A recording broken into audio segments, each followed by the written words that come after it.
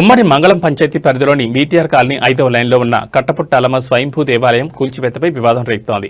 ఈ నేపథ్యంలో చంద్రగిరి ఎమ్మెల్యే పులివర్తి నాని శుక్రవారం తిరుపతి జిల్లా అటవీశాఖ అధికారి సాయిబాబాను కలిసి కాలనీ ప్రజల అభ్యంతరాలు, ఆకాంక్షలు వివరించారు. ఎలాంటి ముందస్తు నోటీసు లేకుండా అటవీశాఖ సిబ్బంది అకస్మాత్తుగా వచ్చి అమ్మవారి గుడి నిర్మాణాన్ని కూల్చేయడం ప్రజల మనోభావాలు దెబ్బతీస్తుందని ఎమ్మెల్యే తెలిపారు. స్వయంభూగా వెలిసిన అమ్మవారి వద్ద కాలనీ ప్రజలు సొంతంగా గుడి నిర్మించారు.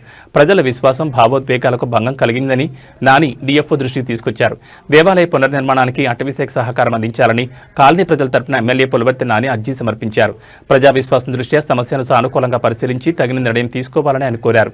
స్పందించిన డీఎఫ్ఓ సాయిబాబా స్వయంగా ఆ ప్రాంతాన్ని సందర్శించి పరిస్థితులను సమీక్షిస్తానని, ప్రజలకు న్యాయం జరిగేలా చర్యలు తీసుకుంటారని హామీ ఇచ్చారు. ఈ కార్యక్రమంలో కూటమి ప్రభుత్వ నాయకులు, ప్రజాప్రతినిధులు, కాలనీ వాసులు పెద్ద సంఖ్యలో పాల్గొన్నారు.